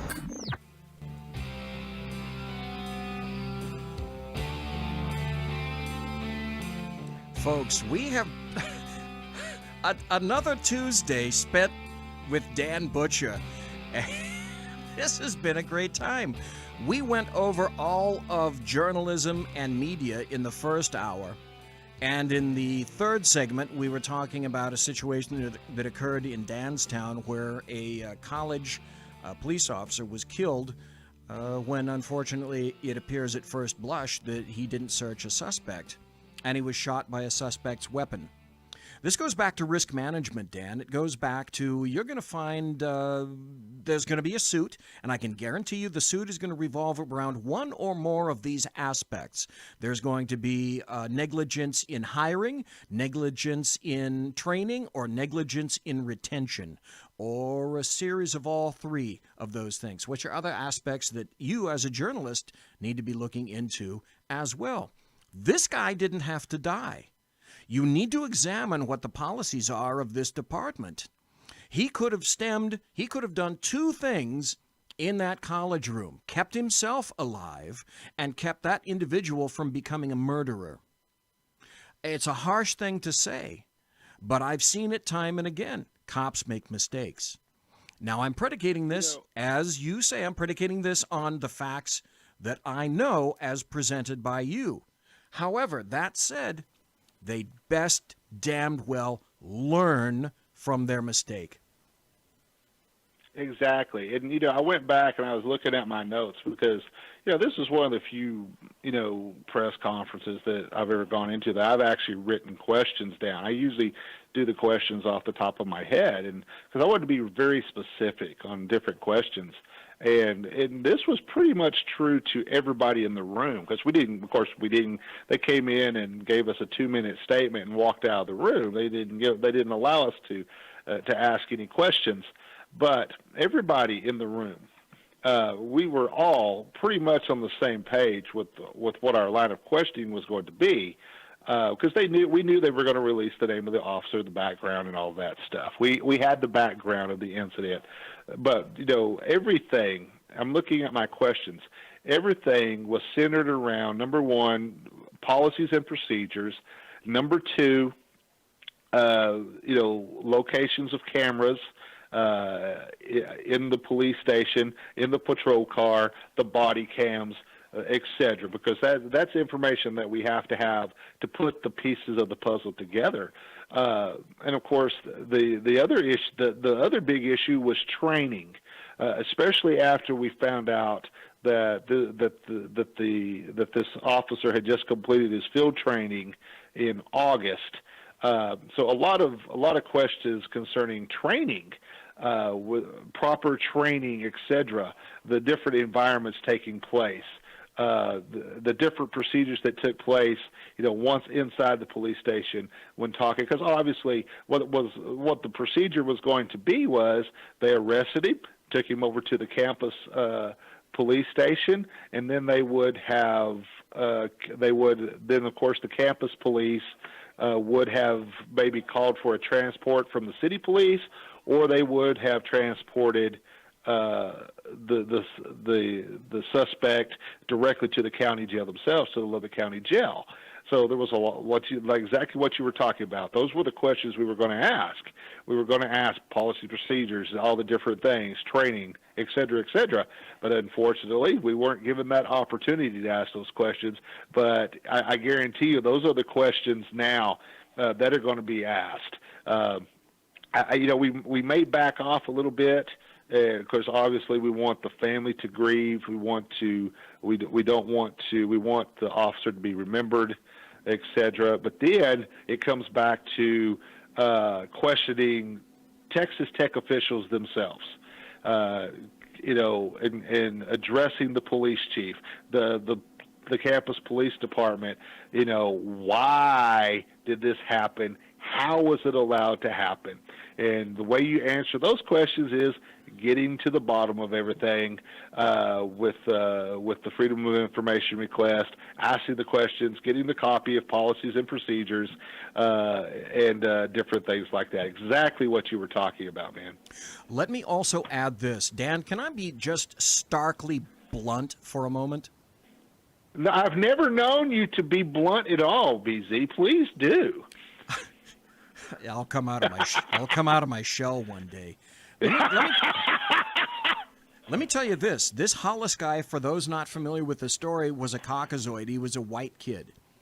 what would have Yes. happened, and we know exactly what would have happened had this been a kid of color, say a Hispanic, Yes. an African American, an Asian American, you name it, you fill in the blank, an innocent female, etc., and keep the fact pattern the same. They had a gun. But still, that department has no idea of the shitstorm that would have come down had that individual, that student, been in that one of those categories right there. And that's a category. That is a politically correct category. They better learn from this mistake. I don't know. Dan, you would know better than me. Did this make national news? I don't think it did. Yeah, it sure did. Did it? Okay. And of course, yeah, it did. It went statewide, and then of course everybody picked up on it. AP was pretty much leading the story nationally, and then all of the other media outlets were picking up from AP and et cetera. I had a lot of national outlets that, of course, obviously we're technically a regional and national outlet ourselves, but we had a lot of other national outlets that were picking up the story directly from us. We were the lead source on a lot of this as well. Like I said, we were the ones that first broke the story with the arrest warrant and different things like that today.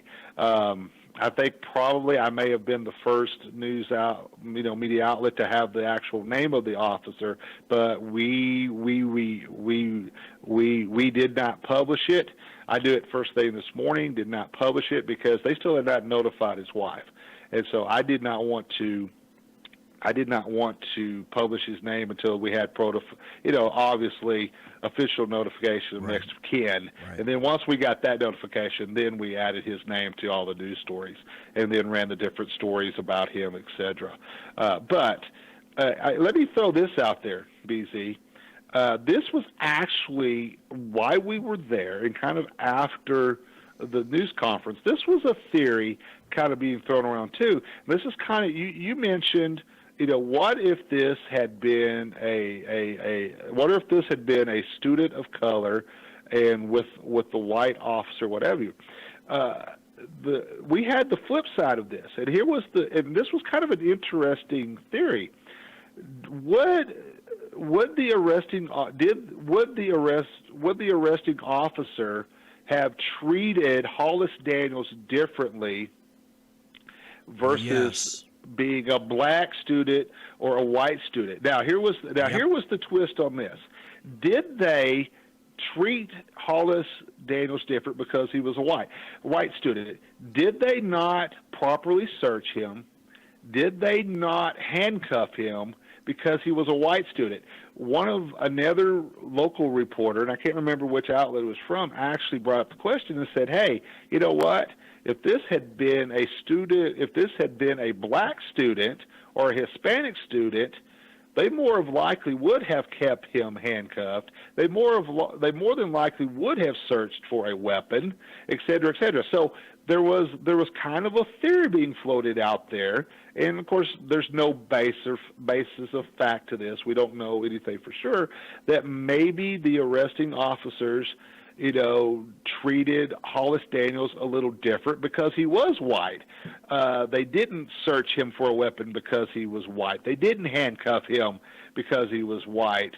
But they would have done exactly the opposite to a student of color. And they're saying that because of that, because they did treat him differently, that allowed him obviously the opportunity to pull out the weapon later on and murder a police officer.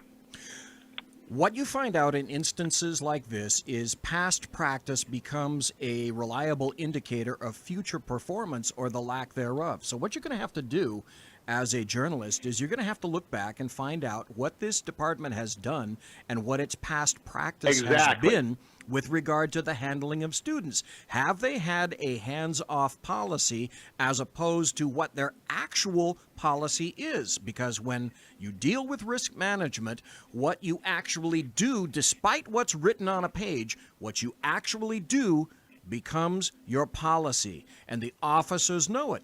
The officers know what's tolerated, and the officers know what isn't tolerated. So if this is along the line, it's the same way, we've been doing it this way for years, then you have a training problem. If it goes against the written policy, well, you have a policy problem. If you have this guy was treated differently because of melanin count, then you have that problem. But you've got a very serious problem, and these are all the things that I'm sure you're going to be looking into, and the chief had better be looking at him or herself as well. This was not just an officer mistake. This was potentially an agency mistake. I brought this up in this conversation. I said, if that is the case, and we start digging into this and looking at policies and procedures, and this will open up an even bigger story, because if you get into a situation where you have campus police that were treating minority students differently from white students, etc., you're going to open up a whole can of worms in this, because there's such a big issue. The issue of profiling is so touchy right now, and very important, whether it is an official policy or not. Okay, profiling is a major part of police investigation in solving crimes, in bringing in especially in different communities. But more often than not, profiling used to be official policy. Now profiling is done as unofficial policy. We don't talk about it. We still profile, but we don't talk about it. But here's how it should have been. That brings up some interesting questions there too. This is how it should always have been explained. And I've said this for years. I've told my supervisors, etc., all along when profiling became an issue. We profile the crap out of people, and we should continue to profile people on an individual case-by-case basis. Bingo. You have a robbery, and the robbery suspect is X. That's how you profile that suspect. That's another case. You get a burglary. That burglary suspect is described as X. You profile for that. You don't make a blanket profile. You profile according to the case as it is presented to you. That's logical. That's common sense. But departments are not smart enough to pick that up, apparently, after all these years. You profile.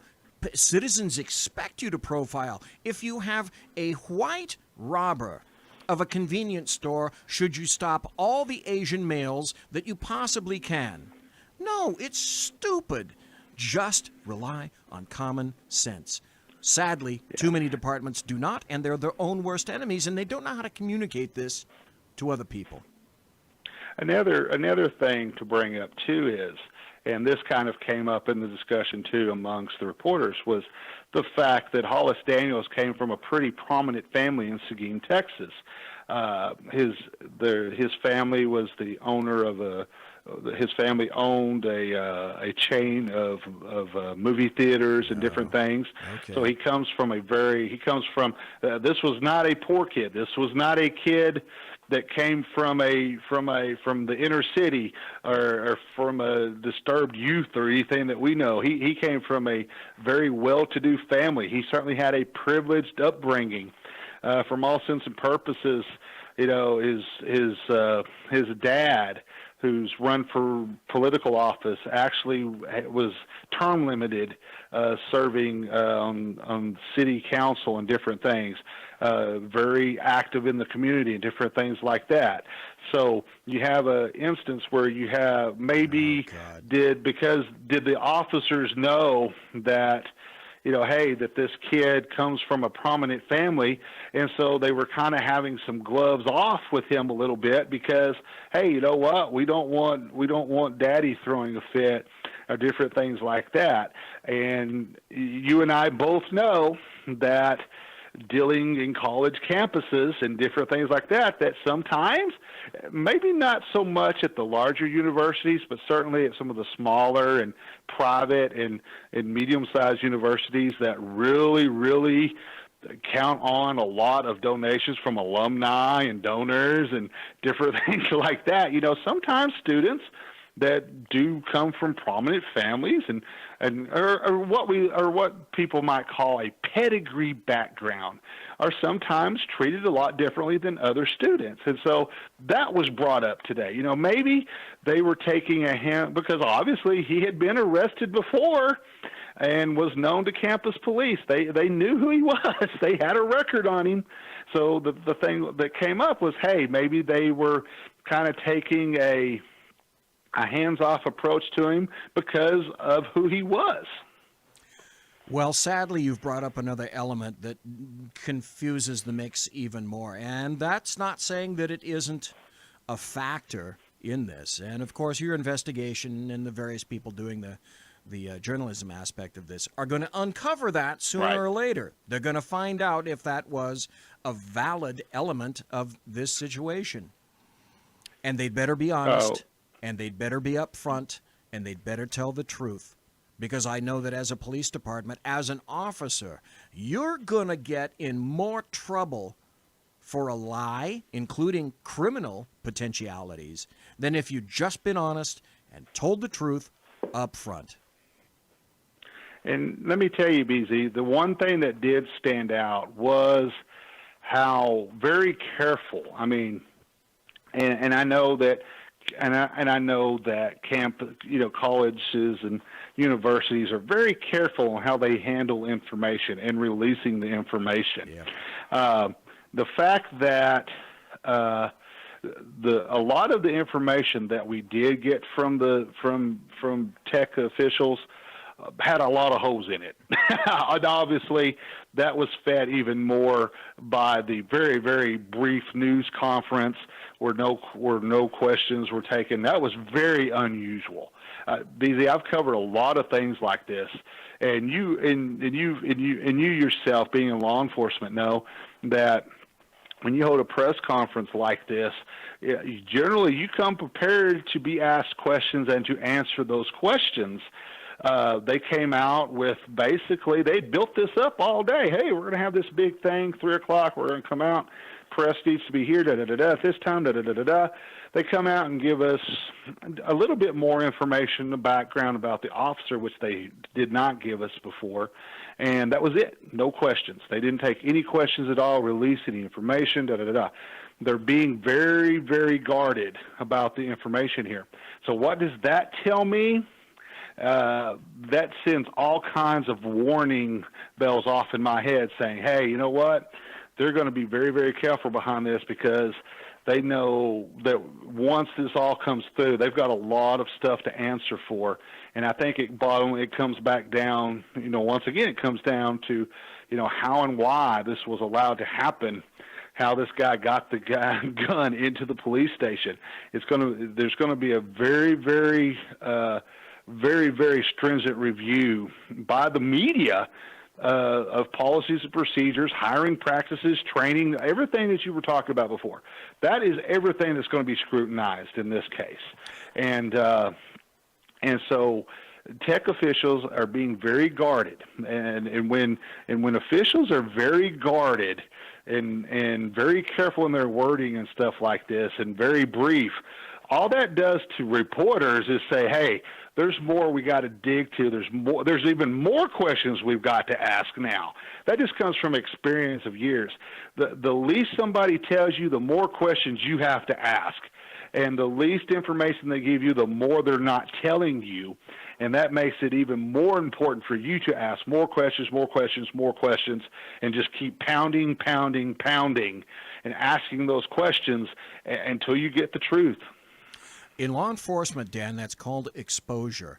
And that falls again under risk management, and that again falls under public affairs. What is this agency's exposure for doing what it's doing? Because you can find yourself exposed for action or inaction. I would check, and you would know certainly much better than I. I suspect we have a neophyte organization that has never experienced an act like this before, which places them in terms of publicity on Front Street to the point where they've never experienced this before, and my guess would be they've never thought ahead sufficiently to tactically plan for something like this.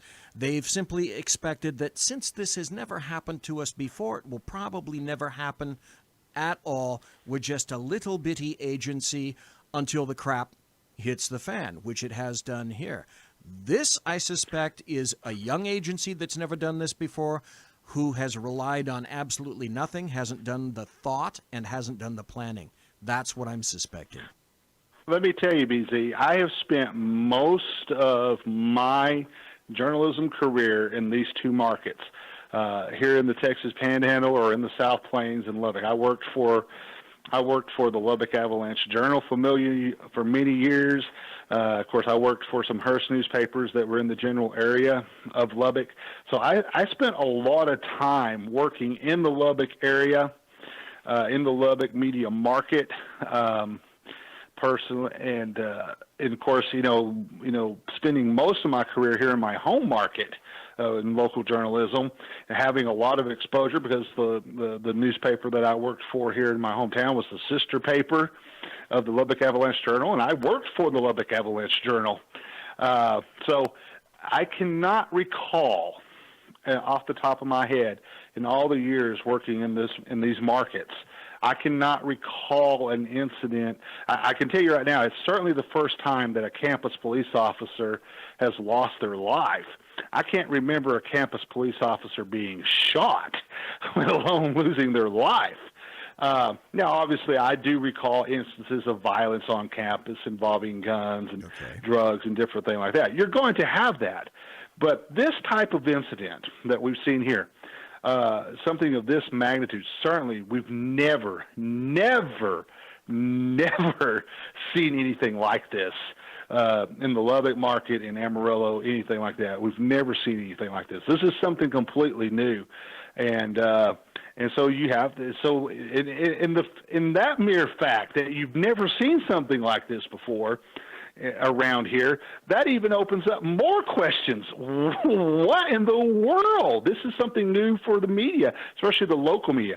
I've covered a lot of national stories, so I'm used to seeing this nationally. But looking at it from a local media standpoint, the local media guys are going, what the hell was this? And when you get that mentality, that even says, hey, guess what? We're going to ask more questions, because we want to make sure this never happens again. Folks, we got 3 more minutes before the end of the show. We've been talking to Dan Butcher of the LoneStarNews.com. That's his brand new website. He does everything in Texas. And I have one final question for you, Dan, which I pose to you. And when you give me the answer, I submit whatever answer you give me will tell you everything you need to know about this department. The one question I have is this. Do they have a PIO, and how long have they had one? Oh, that's a good question, man. And you know what? Golly, let me tell you who was handling all of the public information on this. It was the police chief.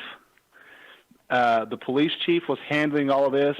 The communications director for Texas Tech, the PR person in the communications department was handling all of this for the camp. Not the police, the campus police station itself, police force, doesn't have a public information officer per se themselves. So everything was handled by Texas Tech University. The people that were out front, the faces handling this, were the university president and the police chief. These were the two main faces that you're seeing handling this. This tells you how important this is, and that even raises more questions because all of a sudden you've got the university president front and center, the police chief front and center. And of course, now we've even have the chancellor of the Texas Tech University system weighing in on this. So once again, man, a lot of questions that need to be asked and a lot of questions that need to be answered. And BZ, I want to end this tonight, man. And I posted this on Facebook, I think yesterday. I do a lot of talk shows, and I've hosted a lot of shows over the years, and I do a lot of talk shows. I do a lot of different guest appearances, different things like that. several of them, sometimes dozens a month. But I have more fun. And enjoy being on your show and on Sackheads than I do any other talk shows, man. Well, thank you. Thank you very much. I take that as a great compliment. And wait 1 week. That department's going to have a PIO. Trust me, that will occur. Folks, we've been listening to what Sean would call the second best man in media. I'd throw that aside and say this is the first best man in media. We've been listening to the full 2 hours for Dan Butcher. You can find him in his new website, thelonestarnews.com. So, hang on. Dan, thank you ever so much for being here tonight. We will have the Sackheads tomorrow night. I believe that we're going to have Sackheads Sean and Sackheads BZ, and I don't think Sackheads Clint is going to be here tomorrow night. Folks, thanks for listening. Thanks for being in podcast, and my greatest thanks to Dan Butcher. Thank you ever so kindly, Dan. Hey, you bet, man. It's been a pleasure as usual. Thank you, sir. Monsieur has unlocked!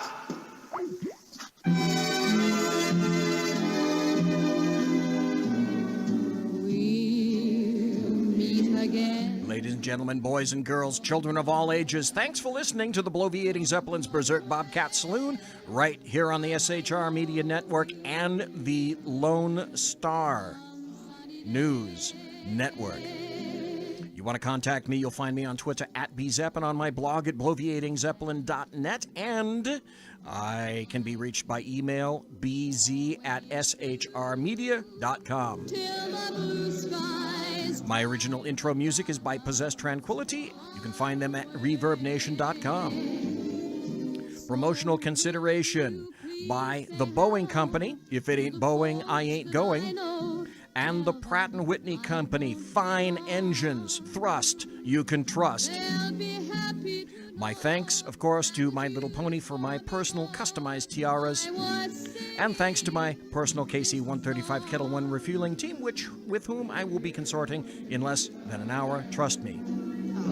Thanks ever so kindly again to Dan Butcher. Thank you for being involved in the chat room. Thanks for listening in podcast. God bless. Take care. Be safe. Sackheads Radio tomorrow night. Be there. Aloha. Everybody quiet down now and get some sleep. Good night, everybody. Good night, Mama. Good night, Ben. Good night, everyone. Good night, Mama. Good night, Daddy. Good night, children. Good night, Daddy. Good night, Elizabeth. Good night, John Boy. Good night, Jim Bob. Good night, Jim Bob. Good night, Jim Bob. What's going on? I was asleep. What's everybody doing? Good night, Jim Bob.